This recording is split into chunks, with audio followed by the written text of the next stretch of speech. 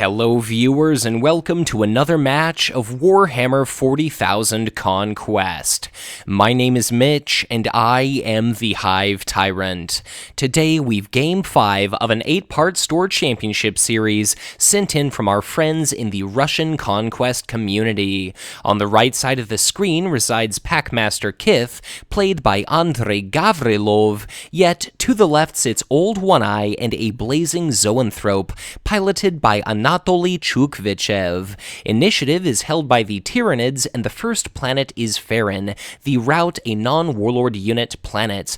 Opening deploy action for Old One-Eye is to lay down a copy of the 2-cost Scything Hormagaunts at planet number 2. They've got a command icon, they're a 2/2, and they infest whatever planet they are deployed at. At planet number 5, Kith responds by dropping off a copy of Void Pirate, 1 cost, 1 command icon, plus 1 card bonus. Note that it is currently positioned at Taurus, which rewards a prospective victor provided they keep their unit count lower than that of their opponent, with that player's choice of 3 cards or 3 resources. And given Kith's ability to generate Chimera tokens in mass, it's entirely possible that we may see planet number 5 become a round 1 combat relevant planet. But planet number 1, we've got a copy of the signature army unit for our Tyranid player. It is the Lurking Hormagaunt. 2 cost, 1 command icon, 3/1. Whenever it happens to be assigned damage, you can reassign 2 points thereof to your warlord. And of course, Old One-Eye himself is a 2/6. Whenever he readies, limit once per round, you remove half of the damage tokens from him, and especially considering you round up, it may be a little bit difficult for Kith to end up winning the battle at the first planet. But planet number 2, we've got a copy of the Incubus Warrior, 2 cost, 3/1, with a couple command icons conveniently trumping the 1 associated with our Scything Hormagaunts. Planet number 3, Virulent Spore Sacs, played by our Tyranid player, 2 cost, 1 command icon, potentially winning that command struggle. It's a 0/1, but as a combat action, you can sacrifice it, infest the planet, and deal a single point of damage to all present enemy units, which does include the ubiquitous Chimera tokens. Planet number 4, signature army unit for Kith. That's going to be the Kith's Chimera Masters, 2 cost, 1 command icon, 1/2 warriors, so be on the lookout for Shuriken Catapult, and we've got a 2/1 creature trait Chimera token at that planet. Both of our players are currently deciding where exactly they want to send their respective warlords. Do note that we've got a copy of Bloodied Reavers positioned at planet number 1. They are a 2 cost, 2/2 warlord friend with a command icon matching that Lurking Hormagaunt, but if a warlord does not show up at planet number 1, they're only going to be able to attack 4/2, and the Lurking Hormagaunt can reassign any assigned damage, both points thereof, to Old One-Eye. So without that warlord contingent attack bonus, the Bloodied Reavers are going to be unable to surmount the Lurking Hormagaunt, which is naturally going to be possessing initiative regardless. So it looks like Kith is doing better than Old One-Eye in regard to command. Old One-Eye has that copy of the Blazing Zoanthrope, that Synapse unit that's a 1/4 with a command icon, so it could tie at planet number 4, which is Aatrox Prime, or we could potentially see Old One-Eye show up at that planet, potentially kill off that Chimera token, and then end up winning Aatrox Prime. If he's counting on Kith showing up at planet number 1, Kith would generate a Chimera token, she'd buff up the Bloodied Reavers, and depending on what shield cards Old One-Eye may have in hand, Old One-Eye might be able to deal some significant damage to Kith and then clear out some units at planet number 4, but let's see what exactly is going to be happening here. Kith does arrive at planet number 1 instead of what I was suggesting. Old One-Eye arrives at planet number 2, Boundless, the random card discard planet. Blazing Zoanthrope is going to be arriving at planet number 5, so at the beginning of the combat round, it can deal 1 point of damage to the enemy unit at the other side of the table there. So planet number 1, Kith is going to generate a sum total of 2 resources. Planet number 2 is going to be 2 cards for Old One-Eye. Planet number 3 is just going to be 1 paltry resource token for Old One-Eye. Planet number 4 is going to be a card and a resource for Kith, and planet number 5 is going to be nothing for either of our players. Void Pirate blocks Blazing Zoanthrope, and speaking of blocking Blazing Zoanthrope, we saw a copy of Suffering discarded to prevent that point of damage from outright killing the Void Pirate, so that Synapse unit does not trigger a battle, and therefore that Void Pirate remains safe to potentially win command the following round here. So we've got battle breaking out at planet number 1. The Bloodied Reavers swings for 4. That is going to be a kill of the Lurking Hormigaunt, so rip, let's say rest in peace for our dear Tyranid, but fortunately, let's pretend it was with the Hive Mind at the time of its death. So, fortunately, it did not feel any pain, and now there are nothing but dreams for our dear dispatched Hormigaunt. Looks like Kith is deciding what exactly she wants to route. She ultimately decides upon that copy of the Scything Hormigaunt. Old One-Eye fights the Incubus Warrior and manages to kill it at planet number 2. That's going to be a red material type icon added to Kith's victory display, and man, that struck solid gold. That forced random discard there is going to be a Clavex War Leader. So that 4-cost nightmare of any opposing player, drop it into play, destroy a wounded enemy army unit at the same planet. That is absolutely fantastic, but our players go through an HQ phase. As per usual, that's going to be 4 resources and 2 cards for each of these players. Planet number 1 is going to be Boundless, the forced random card discard green strongpoint possessing 2-card bonus planet. Planet number 5 is going to be Ossus 4, the green steal a resource planet. Do note that Kith is going to have her movement rather restricted this round owing to the presence of a Chimera token and a copy of Bloodied Reavers.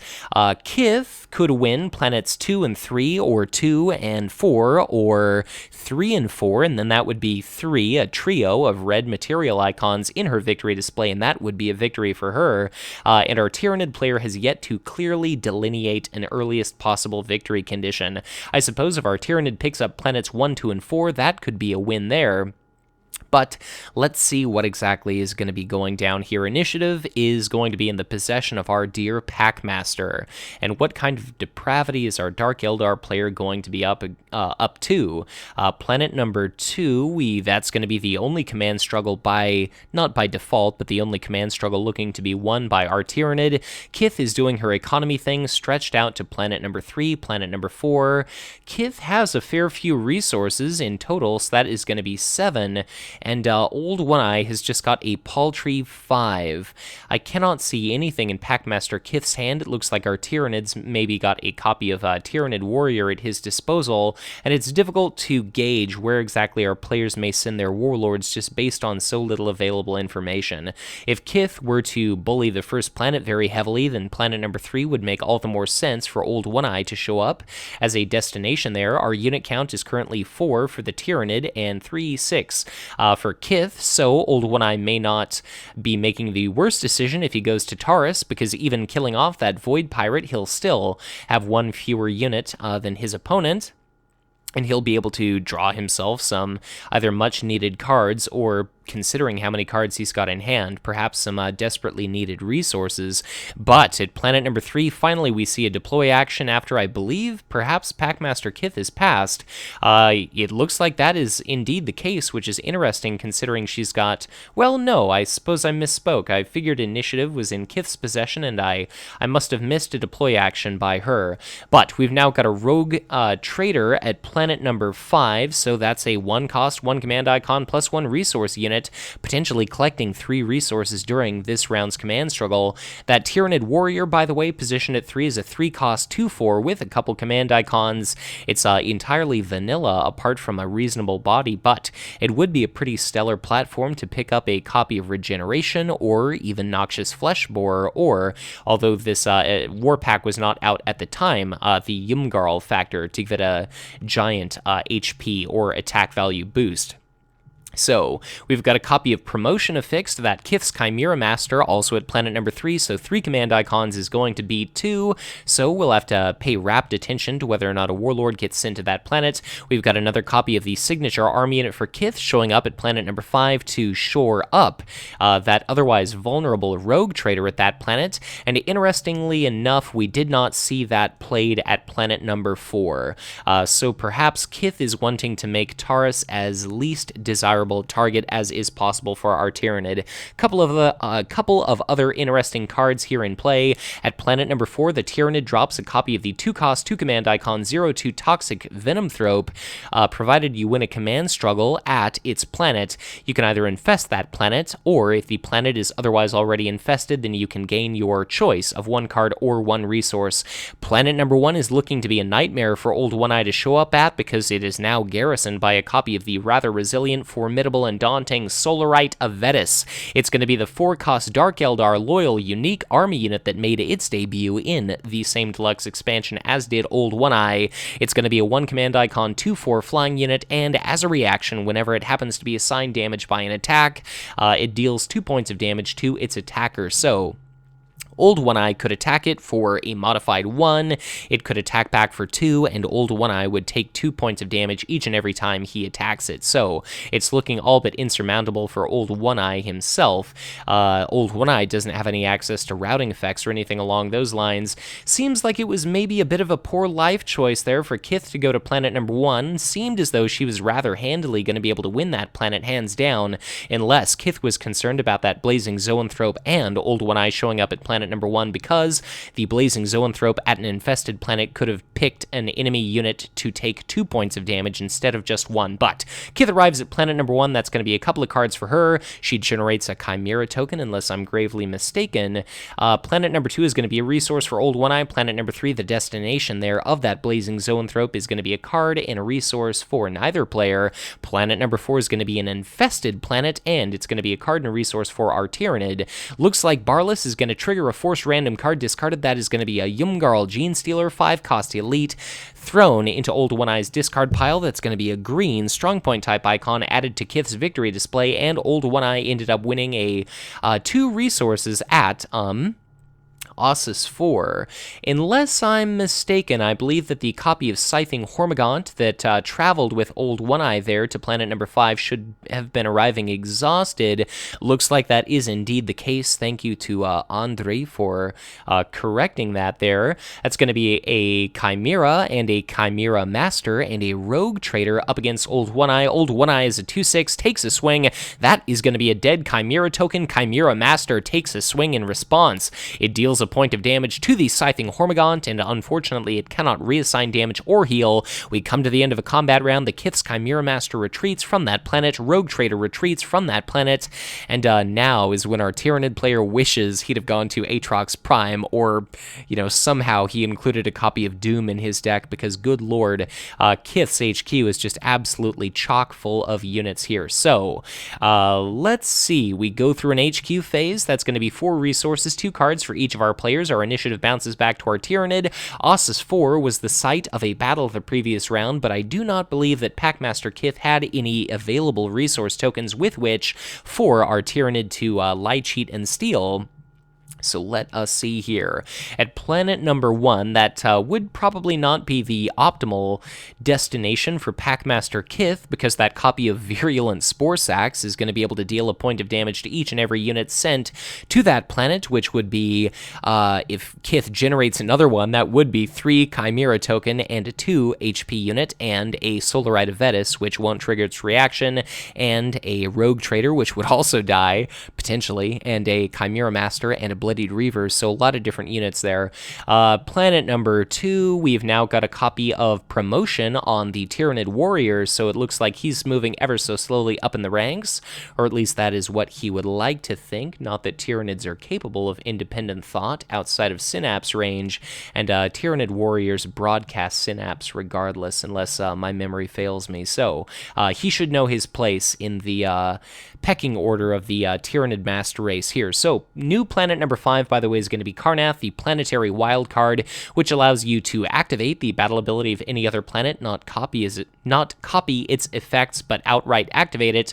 Planet number 2, that is going to be a definite thorn in our Tyranid player's side. That is going to be a copy of Siren Zithlex. So, 3-cost unique loyal army unit from the core set, 2 command icons, 2/3. Whenever enemy units are deployed at that planet, they arrive exhausted. So this may be a great opportunity for Kith to to drop off her fistful of units at that planet and just make it absolutely impossible for Old One-Eye to win it, or at least that's what I would generally be saying if that were a victory condition for Kith, which, unfortunately for her, it is not, but thankfully for our Tyranid, it is not. So that is going to be 5 command icons versus 4, but maybe it was a somewhat of a mistake to send Siren to that planet as opposed to planet number 3, which is a possible victory condition for Kith. So I guess we'll kind of have to see what happens. The only reason I act like planet number 1 is not going to be a victory, not contribute to a victory condition for Kith, is because it's got a copy of Yumgarl Genestealer now stationed at it, and for the cost of 5, it's an elite. I grant you it can be removed from the planet by Archon's Terror. This is not a backlash possessing card pool as of yet, but that Genestealer is a 4/4 whenever a Synapse is present. It's going to be able to get a +2 HP bonus, and whenever a Warlord is present as one of those Warlord friends, it does get a 2 attack value bonus. During the previous round, do note that the Blazing Zoanthrope had an opportunity to blast something I missed, whether or not any shield cards were used to prevent that effect. And really, that's one of the only ways that Old One-Eye can benefit from infestation at planets. There's Dark Cunning, which you can ready a non-Warlord unit, and it costs 2, and you refund a unit if you just so manage to use that event at an infested planet. And there's also Spore Burst, which is a deploy action for the cost of 2. You can return up to 3 cost units in play, but generally, Infestation isn't really much of a thing outside of Subject Omega, and the Blazing Zoanthrope isn't exactly the community favorite Synapse unit, but regardless, we've got another copy of Lurking Hormigaunt positioned at planet number 5, and both of our players are deciding where exactly they want to send their Warlords. It looks like planet number 1 is reasonably secure for Old One-Eye. It's going to be a rather undesirable battle ability. Interestingly enough, it looks like Kith does decide to go for planet number 2.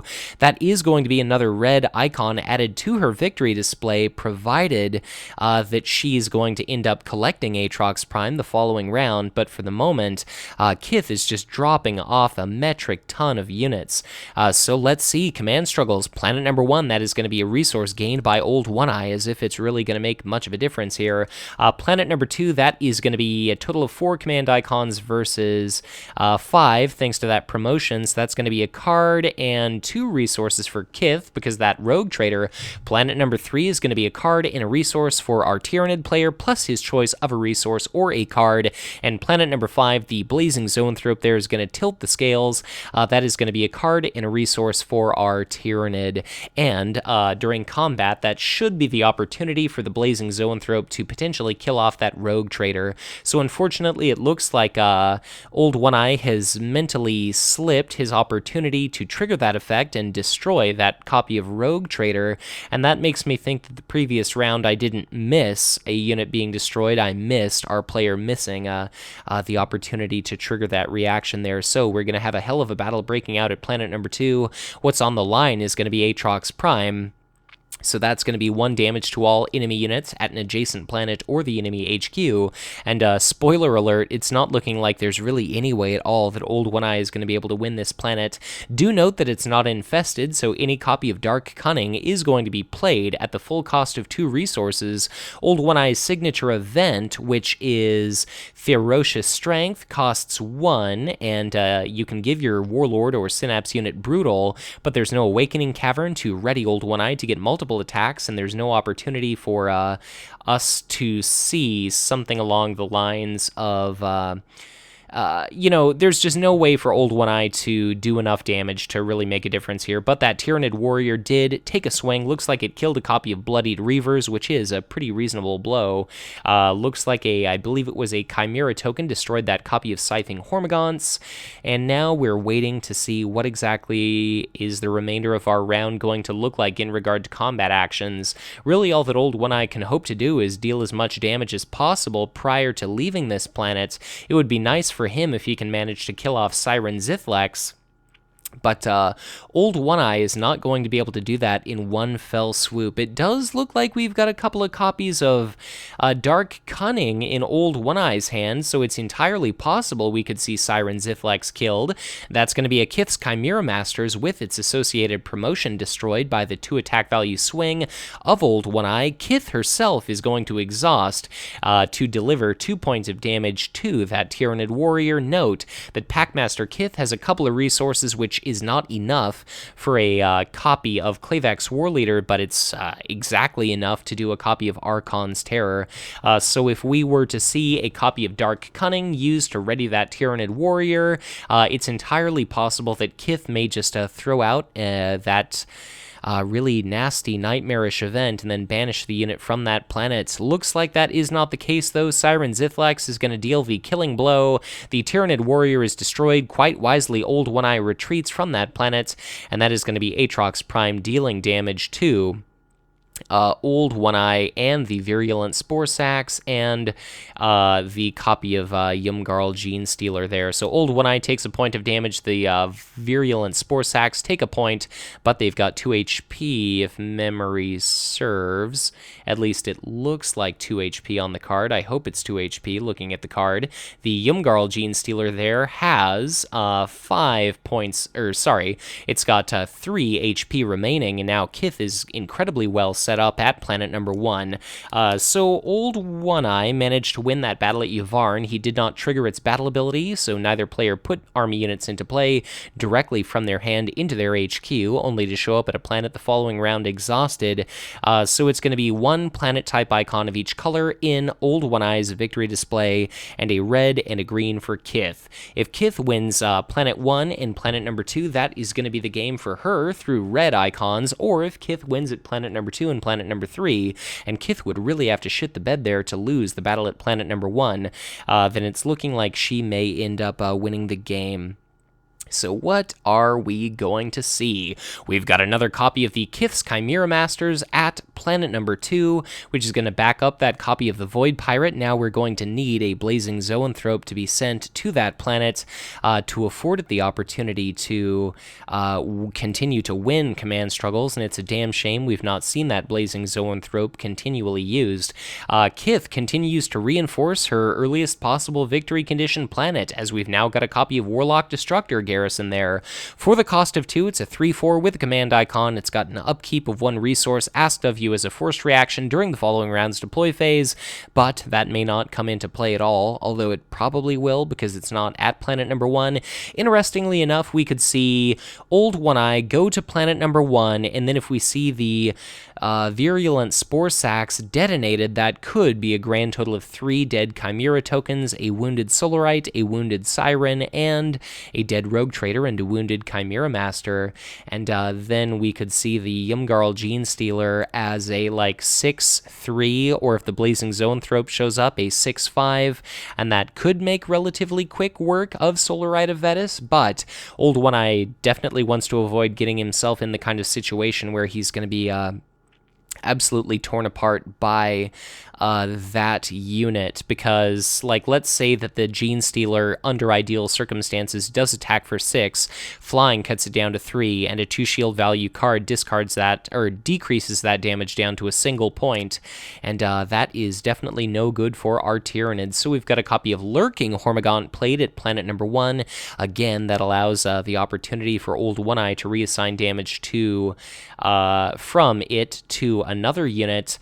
We're waiting on that Lurking Hormigaunt to be exhausted because of the deploy there of Siren Zithlex is at that planet, so that means that the Lurking Hormigaunt is supposed to be exhausted, and we've got a couple different interesting supports now in play. So for Old One Eye, we've got a copy of Awakening Cavern. That's going to be his 3-cost signature support. It's pretty simple. As an action, you can ready a friendly unit you control, which does include your Warlord, and we could see that after Ferocious Strength. So maybe it's going to be Old One Eye with Brutal with 5 points of damage, swinging for 7, and then you ready him and you attack again for another 7. So the possibilities there are absurd. Even with flying, 7 gets rounded up to 4, but then you've got a shield against Solar Rite of Vetus's outgoing damage, which only triggers if she survives an incoming attack, and maybe, thanks to those Spore Sacks, that's not going to be a possibility, but we'll have to see. Kith now plays another horrible support. It's going to be the 1-cost Chimera Den. So, let's say volatile or virulent Spore Sacks show up at planet number 1. Kith, as an action, can move those Chimera tokens, any number of Chimera tokens she controls, to a target planet, say during the command phase, prior to the combat phase, before there's an opportunity for the Spore Sacks to outright just annihilate all of those units. So both of our players are currently deciding where exactly they want to send their respective Warlords and or Synapse units. We've now got a copy of the 2-cost unique support, Archon's Palace, embellishing Packmaster Kith's HQ. And whenever your opponent happens to win a command struggle, you either pick the card or resource bonus associated with that planet, and you shut it off, and that includes any and all modifiers, a la Rogue Traders or Void Pirates, but it does not include kind of extraneous effects, like the Toxic Venom Thrope there, because that's entirely unrelated to cards or resources, whether you get that additional bonus. So where exactly is Kith going to want to go? If she shows up at planet number 2, she's going to have to deal with a copy of the Volatile Pyrovore, and it looks like that is indeed going to be the case. So maybe we will indeed see a copy of Archon's Terror, but let's go ahead and do our resources. Old One-Eye is going to be showing up at planet number 1. Do note that unfortunately that copy of Lurking Hormigaunt should be exhausted, having been deployed to a planet opposite Siren Zithlex, but just as I'm going to be doing in each and every Octagon match from here until the end of time, I'm no longer, well, I was going to say I'm no longer going to be interfering with games, but that is, well, I guess Siren Zithlex is a reaction, so maybe our Dark Eldar player just forgot to trigger it. So, you know, we've seen the Dark Eldar player keeps some free units alive, courtesy of the Blazing Zoanthrope, and perhaps Old One-Eye is getting his due comeuppance here. But planet number 1 is going to be a card and a resource for Old One-Eye. Planet number 2 is going to be a card and a resource and another card for Kith. Planet number 3 is going to be nothing for either of our players, and planet number 4 is looking to be nothing for either of our players as well. Looks like we've got a copy of the Synapse unit and the Warlord at planet number 1, so that Yumgarl Genestealer is going to be a modified 6/5 right now. At the onset of the combat phase, we're going to be able to see the Blazing Zoanthrope pick an enemy unit to take a point of damage.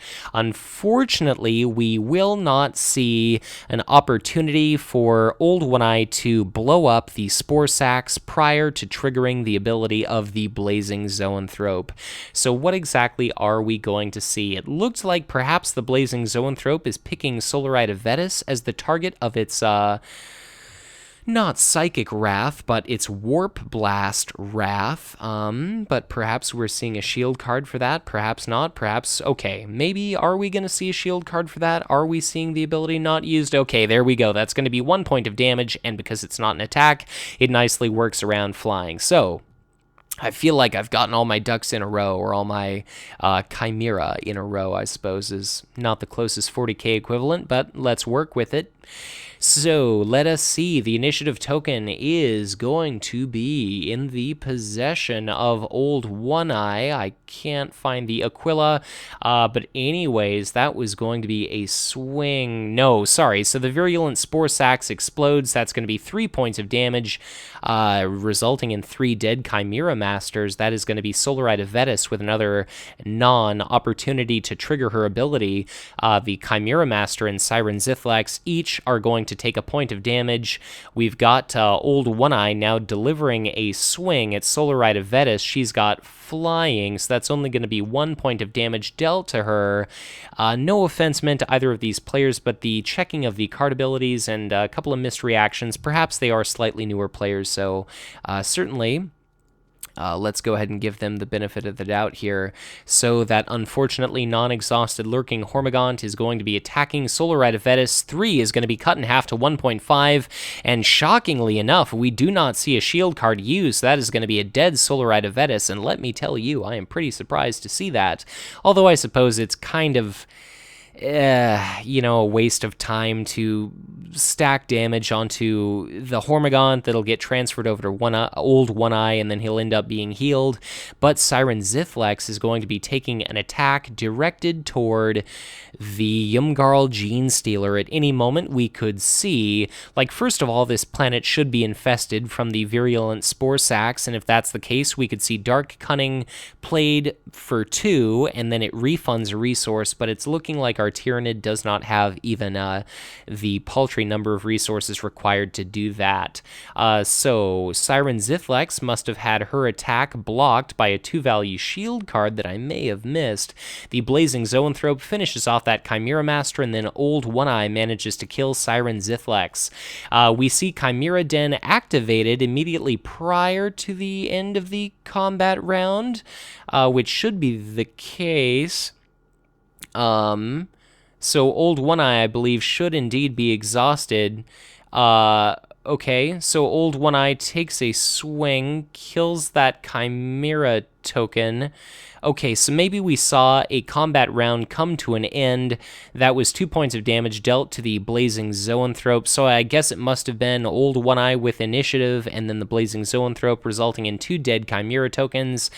So some kind of sloppy play there, sloppy commentary. I do apologize, my dear viewers, but Aatrox Prime is going to be resolving, and that is going to be a point of damage dealt to Packmaster Kith, to the Warlock Destructor, and to the Kith's Chimera Masters as well. So we're going to have a battle ongoing at planet number 2. It's going to be that Warlock Destructor facing down the Volatile Pyrovore. So Warlock Destructor is going to be able to take a swing of 3. That does kill the Volatile Pyrovore, but its reaction is going to be triggering, or its interrupt, I believe it is, and that's going to be 3 points of damage dealt out in its death throes to its assailant. So it is going to rupture, and that's going to be just gouts of volatile acid or fiery, I don't know, whatever it's called. When you take gasoline. Anyways, point is, Warlock Destructor is dead. Kith kills the Toxic Venomthrope, and she ends up retreating after winning the battle at Taurus, and the unit count here is going to be 3, 4, 5. Okay, maybe we had seen Awakening Cavern used, and that was why Old One Eye got the bonus attack. But anyways, it's going to be, Tyranid unit count is going to be 1, 2, 3, 4, 5 in total. Kith's unit count is going to be 1, 2, 3, 4. So it looks like that was our opportunity for Kith to trigger Taurus, and perhaps because she's got that giant stockpile of resource tokens there, she triggered that for her resources. So my sincerest apologies for falling ever so slightly behind in our commentary, but we go through another round's worth of commentary here. Because Aatrox Prime was captured by our Tyranid, that is now our Tyranid player sitting with 2 red and 2 blue icons. So if Old One Eye manages to capture either planet number 1, that is going to be the game for him, or I suppose I can't say the same for planet number 2, but it's potentially all going to come down to our current planet number 1. So what exactly are we going to see? We've got a copy of the virulent spore sacs at that planet. What's very interesting is, depending on the order of initiative, for instance, we've got initiative in the possession of our Tyranid right now. We could see the spore sacs detonate as a combat action prior to Kith having the option of using Archon's Terror to rout it from a planet. At planet number 2, Kith drops a copy of the Incubus Warrior, so it's another 2 command icon unit, potentially collecting her a couple of resources. And at planet number 1, we've got a copy of the readily bribable Slith Mercenary, so a 1-cost 2 command icon unit that is also a 2/2. But what exactly are we going to see for Old One Eye? Do bear in mind, planet number 1 is infested, so therefore we could see Dark Cunning used once, and then it's going to refund a resource, which means that Dark Cunning is going to be eligible to be used again, and that could be at a surprise swing of 6 for the Yumgarl Genestealer to potentially bloody Packmaster Kith. But interestingly enough, we've not really seen a whole hell of a lot of shield cards from Packmaster Kith. Kith has upgraded her HQ with yet another support, support. That is going to be a copy of Twisted Laboratory, it looks like. So that allows you to exhaust it to pick an enemy army unit, and you treat its printed text box as though it were blank except for traits. And that could certainly help not exactly neuter, but decrease the attack value of that Yumgarl Genestealer, and you could even wait to use that effect until after your opponent uses Dark Cunning. But it looks like Kith is going to be rather quick on the trigger there, as we see her kind of fingering the Twisted Laboratory. No euphemism there. So let us see. Both warlords have shown up at planet number 1. We've got a Blazing Zoanthrope at planet number 1. So that is going to be 2 command icons at 1 for the Tyranid versus 3 for Dark Eldar. So that's going to be a card and resource for Dark Eldar. Planet number 2 is going to be a couple of resources for Dark Eldar. Planet number 3 is going to be no cards or resources for either player. Looks like at that infested planet, we've got a copy of Shadowfield discarded to prevent the 2 points of outgoing Zoanthrope damage, which, by the way, is my favorite Tyranid creature, until we see a Hive Tyrant Warlord. So let's see. Initiative, despite the presence of both players, is going to be under the employ of our Tyranids. So interestingly enough, we must have seen Old One-Eye pass on his opportunity to use a combat action, because we've now got that Twisted Laboratory. It looks like it's targeting the Virulent Spore Sacs with that effect. So if it's a 0-2 or perhaps a 0-1, if you're no longer able to sacrifice that unit to deal damage, then that basically removes all of its utility. Kith generated a Chimera token, and it's now a shame that instead of being able to kill off the Chimera Master and threaten to kill both Chimera tokens, now the Spore Sacs are just gonna sit there floating like a hot piece of space garbage. So I suppose let this be a lesson to all you dear viewers out there. If you're in desperate need to trigger a card effect, by all means, don't miss your chance to do so. And it looks like we actually maybe saw a little bit of a takesy backsies there, or maybe Kith decided to instead target the Yumgarl Genestealer with that effect. I believe is it maybe Awakening Cavern? No, okay. So that is going to be a dead exhausted Chimera token, it's going to be a dead normal Chimera token, and it's also going to be a dead copy of the Chimera Master. So that Yumgarl Genestealer, perhaps we saw a Dark Cunning played.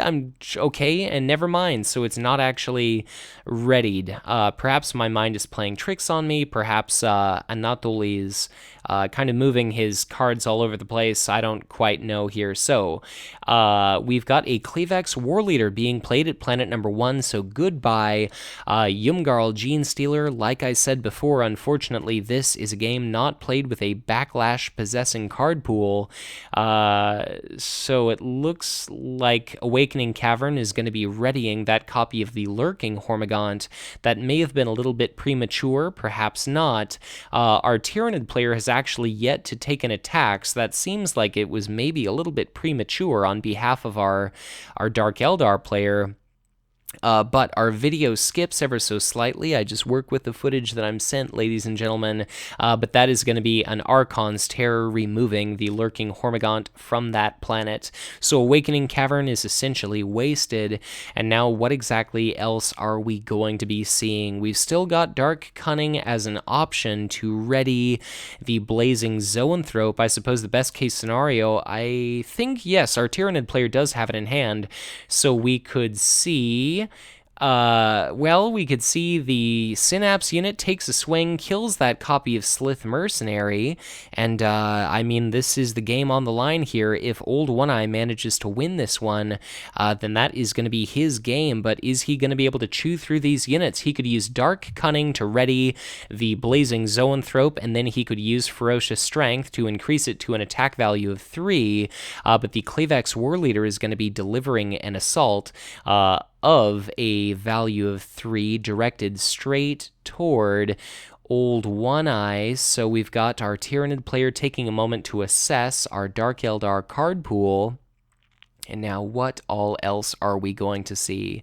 Kith does not seem to have enough resources remaining to do another Archon's Terror, but Archon's Terror cannot target unique units, so even if Kith did have that at her disposal, she would be a little bit shit out of luck when it comes to removing the Blazing Zoanthrope from that planet. So the Clavex Warleader, last time I checked, had attacked what looked to be Old One-Eye. For some inexplicable reason, he doesn't have any damage tokens placed upon him. Perhaps we saw a copy of Great Scything Talons discarded that I had not seen. I suppose if the Clavex Warleader had its attack deflected in its entirety, then it is going to be our Tyranid player's opportunity to take another attack action here. So what exactly are we going to be seeing? Old One-Eye has clearly demonstrated that he's got a copy of Dark Cunning, but is he going to be playing it or not? The appropriate order is Dark Cunning and then Ferocious Strength, and it looks like our player is perhaps trying to piece that together. Packmaster Kith, man, she is just having no shield cards for like the entire duration of this game. That is Dark Cunning, purchased for 2. It's refunding for 1. There we finally see those damage tokens placed upon Old One-Eye, who has yet to regenerate this round. Do bear in mind. And are we going to see Ferocious Strength used on Old One-Eye, because he instead would be able to attack for 5, and I suppose if you know you've got Ferocious Strength, then what a giant waste to have used Awakening Cavern on that copy of Lurking Hormagaunts, because last time I checked, being able to attack for 5 is significantly more valuable than being able to attack for 3. Interestingly enough, we do see the Blazing Zoanthrope as the recipient of that effect. At least I believe it's going to be the recipient of that effect. Is it going to be Ferocious Strength? No, it's going to be on Old One-Eye. That is the wise choice. Old One-Eye swings for 5, directed toward Packmaster Kith. I think if it were me, I'd have probably been more prone to target. I'd have been sorely tempted to target the Clavex Warleader there, but that is going to be a bloodied Packmaster Kith, and that is going to be our player calling out the GG right there. So congratulations to Anatoly Chukhvichev for managing to win this one, but all the same, a very well-played game by Andrey Gavrilov, all the same. So Packmaster Kith was bloodied. We could have come to the end of the combat round. Old One-Eye had 3 points of damage. If he had even a single shield card, he could have defended against another incoming Clavex Warleader attack, and then he could have attacked in return. The Blazing Zoanthrope could have attacked in return. Kith would have had to use some shields to keep that unit alive. And then at the end of that combat round, we could have seen Old One-Eye use his healing reaction to finally regenerate after biding his time, and then that would have been 3 points of damage removed, and that would have been another salvo of Warleader attacks that Old One-Eye could have survived there. So, my dear viewers, hopefully you enjoyed today's match. I do apologize for some of the exhaustion and readying, and some of the takebacks and assessment of cards, and I'm sure the entire spectacle debacle was a little bit confusing to follow. Clearly, I was not able to keep up too well with it myself. Hopefully, I did not contribute too much to the confusion, but I hope you enjoyed yourself. I definitely did. So, thank you to Anton Elizarov on behalf of the entirety of the Russian meta for sending these videos my way. There are 3 more remaining in this Store Championship series, and I very much look forward to seeing how it concludes once we do advance to the single elimination round. So, as always, thank you so much for watching, and once again, if you enjoyed this content, be sure to hit that like button and subscribe to my channel if you've not done so already, or if you are already subscribed, as ever, you are strongly encouraged to share this content. More people end up being exposed to Conquest. They may pick the game up, give it a try, enjoy it, buy into it, join our community, and of course, that means a bigger message is sent to Fantasy Flight Games, telling them to continue to research and develop this incredible product. Get in touch with me on social media. I'm on Twitter, I'm on Facebook, and if you ever have any inclination whatsoever to help support the Hive Tyrant, I would be deeply appreciative for anything you throw my way in the form of a monthly donation contributed to my Patreon. So, as always, thank you so much for watching. Thank you once again for viewing, and as always, be sure to check back in again soon for much more Conquest LCG content to come.